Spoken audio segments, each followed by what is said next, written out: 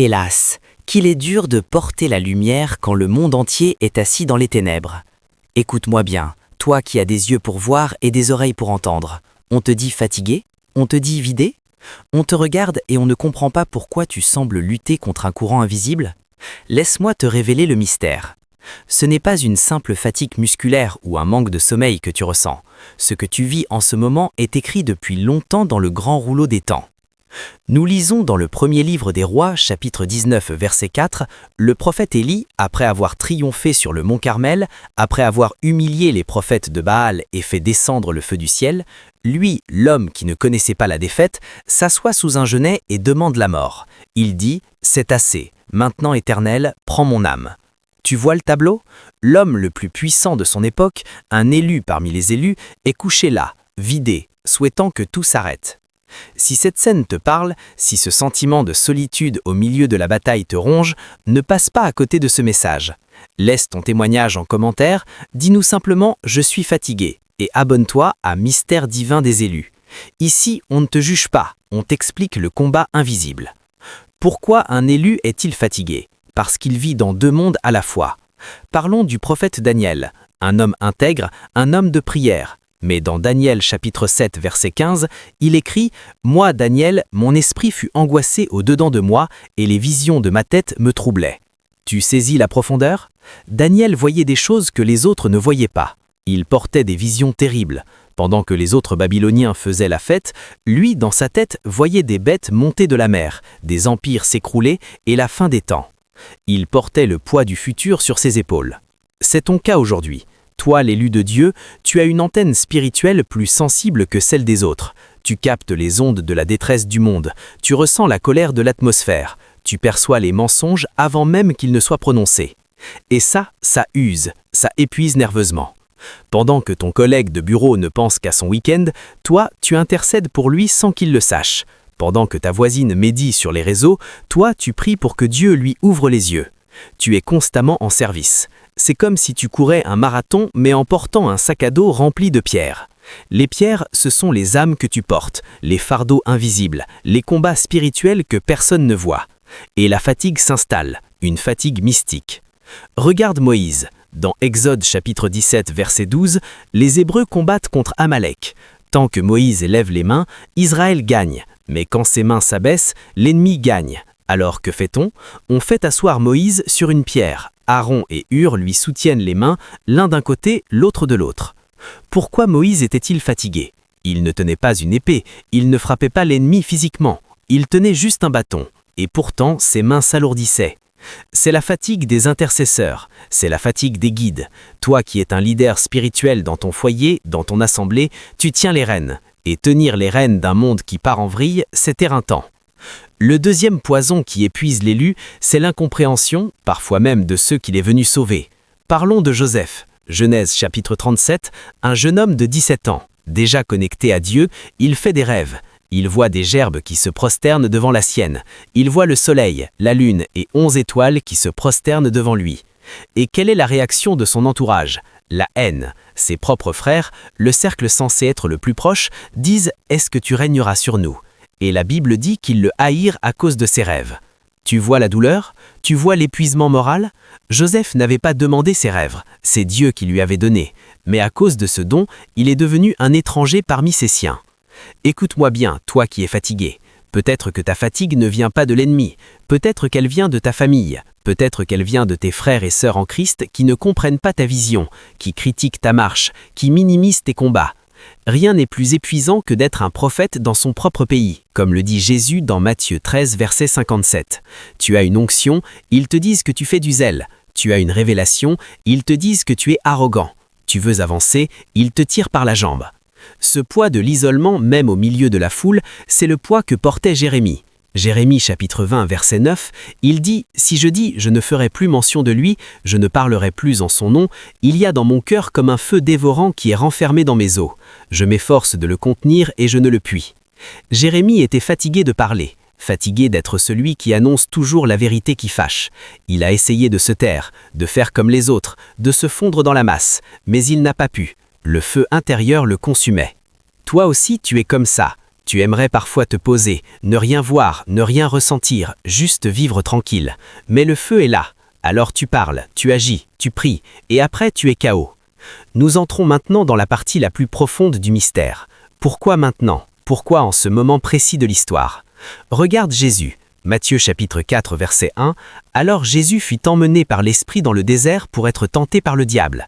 Note bien le mot « emmené par l'Esprit ». Ce n'était pas un accident, ce n'était pas une erreur du Père, c'était un rendez-vous. Avant de commencer son ministère public, avant de multiplier les pains, avant de ressusciter Lazare, Jésus est passé par le désert. Et là, que s'est-il passé? Il a eu faim, il a été éprouvé physiquement, il a été confronté à la fatigue de la chair. Si cela t'arrive en ce moment, si tu te sens dans une saison aride, si tu cries et que le ciel te semble d'airain, si tu as l'impression que Dieu s'éteint, ne panique pas. Tu n'es pas rejeté, tu es dans le processus de l'élu. Le diable est venu le tenter au moment de sa faiblesse physique. Il attend toujours ce moment-là. Quand tu es vidé, que tu n'as plus la force de lutter, que ta foi tangue, c'est là qu'il vient chuchoter si tu es fils de Dieu. Si tu es vraiment un élu, pourquoi es-tu si pauvre? Si tu es vraiment appelé, pourquoi personne ne te soutient? Si Dieu t'aimait vraiment, il ne te laisserait pas vivre ça. Ces pensées, ces accusations, ce sont les pierres que Satan veut que tu transformes en pain pour calmer ta faim immédiate. Il veut que tu sortes du désert par tes propres moyens, que tu utilises tes dons pour ton confort personnel. Et toi, tu es fatigué parce que tu refuses. Tu refuses de prendre les raccourcis. Tu refuses de vendre ton âme pour un peu de confort. Et cette lutte, cette résistance silencieuse, elle t'épuise. Mais écoute la fin de l'histoire. Au verset 11, il est écrit « Alors le diable le laissa, et voici, des anges vinrent après de lui et le servaient. » Le désert n'est pas une punition, c'est une préparation. La fatigue que tu ressens est la preuve que le service des anges est proche. Si cette révélation éclaire ta nuit, je veux que tu fasses quelque chose pour nous. Abonne-toi, rejoins la famille de Mystères divins des élus, active la cloche pour ne pas manquer le pain du désert, et en commentaire, écris le mot-clé « processus ». Nous prions pour toi. Maintenant, je veux parler à ceux qui sont actifs, ceux qui sont dans l'œuvre, les pasteurs, les évangélistes, les serviteurs de la première heure. Il y a un piège terrible pour l'élu, confondre l'onction avec la caféine. Nous lisons dans Marc chapitre 6 verset 31, Jésus voit ses disciples revenir de mission. Ils sont excités, ils racontent tout ce qu'ils ont fait et enseigné. Et que leur dit Jésus? Venez à l'écart, dans un lieu désert, et reposez-vous un peu, car il y avait beaucoup d'allants et de venants, et ils n'avaient même pas le temps de manger. Tu vois ça? Les disciples étaient tellement pris par le ministère, par les guérisons, par les délivrances, qu'ils sautaient les malins. Ils se nourrissaient de l'œuvre. Mais Jésus, le chef, les stoppe. Reposez-vous. Aujourd'hui, on a inversé les valeurs. On pense que la spiritualité se mesure à l'agitation. Plus on fait de réunions, plus on jeûne, plus on est spirituel. Mais l'épuisement que tu ressens, cet épuisement chronique, c'est peut-être juste ton corps qui te crie que tu as oublié de manger. Pas le pain spirituel, le pain physique, pas la prière, le sommeil. Dieu n'a pas besoin de tes œuvres épuisées, il préfère ton obéissance reposée. Rappelle-toi d'Élie, après son exploit, après avoir tué les prophètes de Baal, il est vidé. Dieu ne lui envoie pas un sermon, il ne lui dit pas « ressaisis-toi ». Non, dans 1 Roi chapitre 19 versets 5 et 6, Dieu lui envoie un ange avec un gâteau cuit sur des pierres chaudes et une cruche d'eau, et il lui dit « lève-toi, mange ». Dieu soigne d'abord son corps, ensuite il parlera à son esprit. Toi qui te sens épuisé, peut-être que Dieu te dit simplement « mange et dors ». Arrête de porter le monde. Le monde appartient à Dieu, non pas à toi. Tu n'es pas le sauveur, tu es son serviteur. Et même un serviteur a le droit de s'asseoir. Il y a une raison ultime, prophétique, à cet épuisement que la planète des élus ressent en ce moment. Nous changeons de saison. Dans le monde naturel, quand une femme est sur le point d'accoucher, elle est épuisée. Elle est lourde, elle ne dort plus, elle a des contractions. C'est la fatigue de la fin de la gestation. Toi, l'élu, tu portes quelque chose de nouveau. Une vision, un ministère, une révélation. Tu es en train de le porter et l'heure de l'enfantement approche. Mais l'ennemi, sachant qu'il a peu de temps, s'acharne sur la femme enceinte, comme dans Apocalypse chapitre 12. Il attaque tes forces vitales parce qu'il veut que l'enfant meure avant de naître. Il veut que tu avortes prophétiquement. Il veut que tu jettes l'éponge juste avant la délivrance. Regarde David. 1 Samuel, chapitre 30, David et ses hommes reviennent à Tsiklag. La ville est brûlée, leurs femmes et leurs enfants sont emmenés captifs. La Bible dit que les hommes parlèrent de lapider David. Et David, l'élu, le roi en devenir, était dans une détresse immense. C'est le fond du gouffre. Tout est perdu. Son armée veut le tuer. Il est seul et épuisé moralement. Et que fait-il? Au verset 6, David reprit courage en s'appuyant sur l'Éternel, son Dieu. Il ne s'est pas appuyé sur sa force, il ne s'est pas appuyé sur ses exploits passés, il s'est appuyé sur la source. Et après ça, il a poursuivi l'ennemi, il a tout récupéré et il a même gagné un butin supplémentaire. Ta récupération est dans ta louange, ta récupération est dans le recentrage. L'épuisement que tu ressens est proportionnel à la gloire qui va suivre.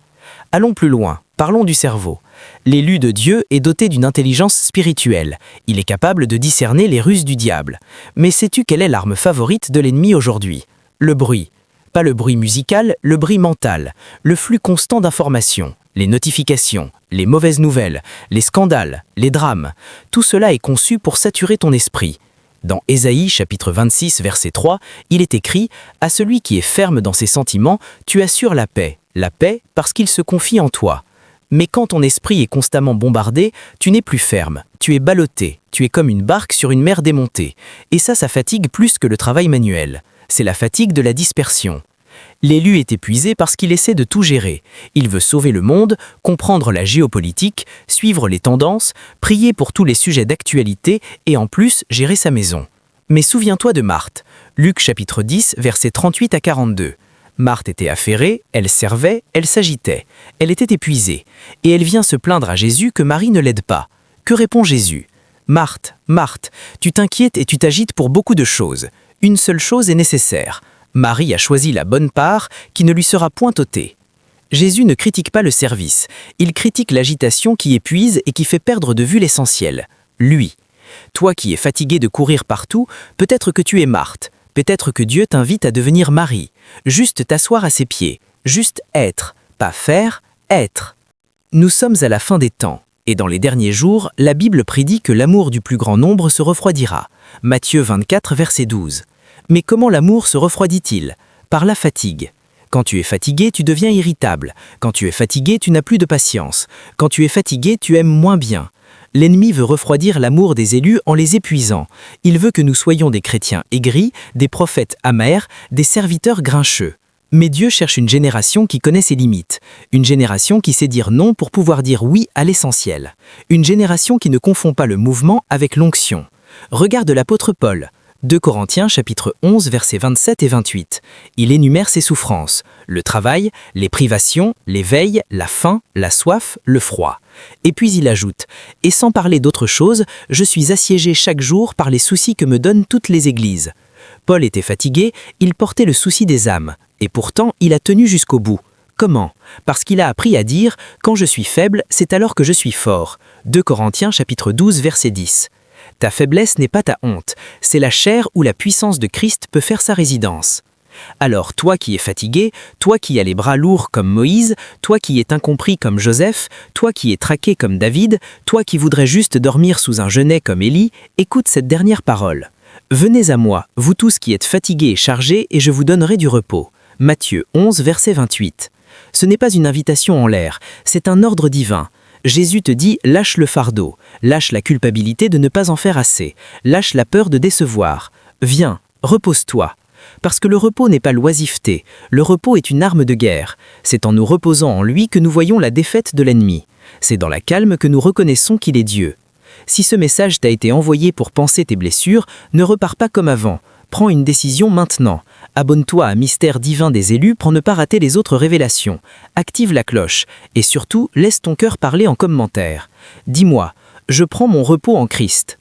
Que la paix de l'Éternel qui surpasse toute intelligence garde ton cœur et tes pensées en Jésus-Christ. Tu n'es pas seul, tu es un élu. Et les élus tiennent bon, non pas par leur propre force, mais par la grâce de celui qui les a appelés des ténèbres à son admirable lumière. Va en paix, le combat est fini, le repos commence.